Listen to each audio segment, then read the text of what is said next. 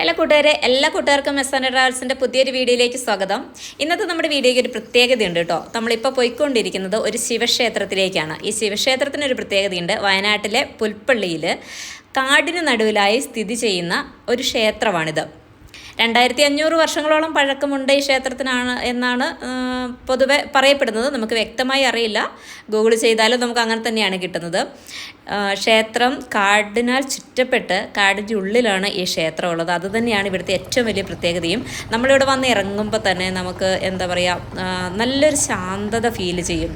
ഒരുപാട് നേരം ഇവിടെ ഇങ്ങനെ ഈ പടവുകളിൽ വന്നിരിക്കാനൊക്കെ നമുക്ക് തോന്നും. ക്ഷേത്രം രാവിലെ തുറന്ന് ഒരു 11-11:30 വരെയാണ് ക്ഷേത്രം പ്രവർത്തിക്കുന്നത്.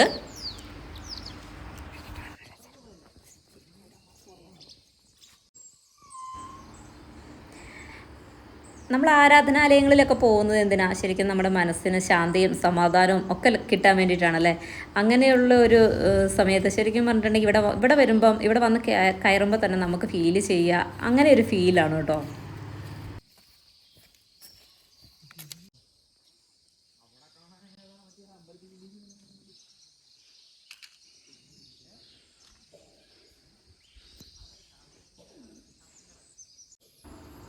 ഇതിൻ്റെ മുൻവശത്ത് തന്നെ ഇതിൽ എങ്ങനെയാണ് ദർശന രീതികളെന്നൊക്കെ ഉള്ളത് രേഖപ്പെടുത്തി വെച്ചിട്ടുണ്ട്. ആര് വന്നാലും വായിച്ചതിന് ശേഷം മാത്രം അകത്തേക്ക് കയറുക.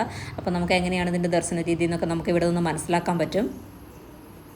പിന്നെ വഴിപാടുകൾ കഴിപ്പിക്കാൻ വേണ്ടിയിട്ട് ഞങ്ങൾ കുറച്ച് വഴിപാടുകളൊക്കെ കഴിപ്പിക്കാൻ വേണ്ടിയിട്ട് കൊടുത്തിട്ടുണ്ട്. അതിലൊന്നാണ് നെയ്വിളക്ക്. നെയ്വിളക്ക് കത്തിക്കുന്നത് ശിവന് ഏറ്റവും ഇഷ്ടമുള്ള ഇവിടുത്തെ വഴിപാടാണെന്നാണ് പറയപ്പെടുന്നത്.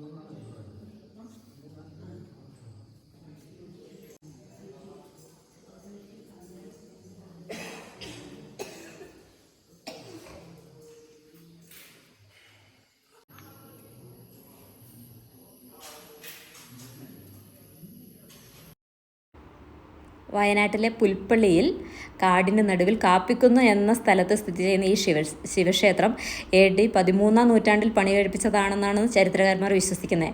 2500 വർഷങ്ങൾക്ക് മുമ്പ് പ്രതിഷ്ഠിച്ചതാണ് ഇവിടുത്തെ വിഗ്രഹം എന്നൊരു അവകാശവാദവും നിലവിലുണ്ട് കേട്ടോ. ഈ ക്ഷേത്രം പുരാതന വാസ്തുവിദ്യാ ശൈലി പിന്തുടരുന്നതാണ്. ഈ ക്ഷേത്രത്തിൻ്റെ പ്രത്യേകത ചതുരാകൃതിയിലുള്ള കല്ലുകൾ ഒന്നിനു മുകളിൽ ഒന്നായി ഘടിപ്പിച്ചാണ് ഈ ക്ഷേത്രം പണിതിരിക്കുന്നത്.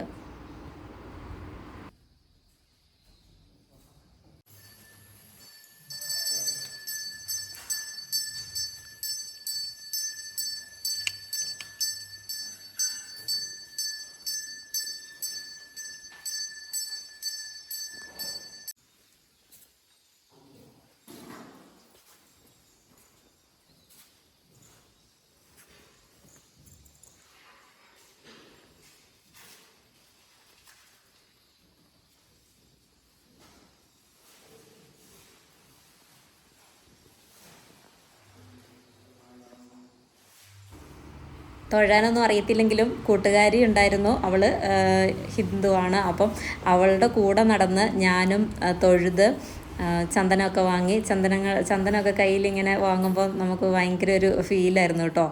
ഭയങ്കരമായിട്ട് ഇഷ്ടപ്പെട്ടു. അമ്പലത്തിൻ്റെ ഉള്ളിലെ ഒരു ശാന്തതയൊക്കെ നമുക്ക് ഭയങ്കരമായിട്ട് മനസ്സിന് നല്ലൊരു ഫീല് നൽകും. അതുപോലെ ഇവിടെ പാർവതി ദേവി, ഗണപതി, ദുർഗാദേവി, അയ്യപ്പൻ ഇവരുടെയൊക്കെ പ്രതിഷ്ഠകൾ നമുക്ക് ഈ അമ്പലത്തിന് ചുറ്റിനും കാണാൻ സാധിക്കും.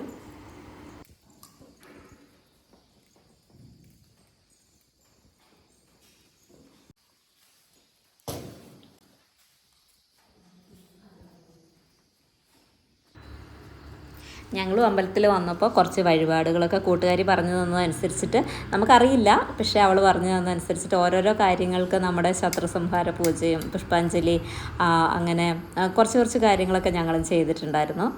അതൊക്കെ നല്ലൊരു മനസ്സിനൊരു സന്തോഷമായിട്ട് നമുക്ക് ഫീൽ ചെയ്തു. നമ്മളുണ്ടായിരുന്ന സമയത്ത് തന്നെ ഓരോരുത്തർ ഓരോ സമയങ്ങളിലായിട്ട് വന്നു ചേരുന്നുണ്ടായിരുന്നു. എല്ലാവരും അതിരാവിലെ തന്നെ എത്തുന്നില്ല, കാരണം കാടിന് നടുവിലാണ് നമ്മുടെ ഈ ക്ഷേത്രം സ്ഥിതി ചെയ്യുന്നത്. അതുകൊണ്ട് തന്നെ ഓരോരുത്തർ ഓരോ സമയത്തായിട്ട് വന്നു ചേർന്നുകൊണ്ടിരുന്നു ഞങ്ങൾ പോയ സമയത്തൊക്കെ.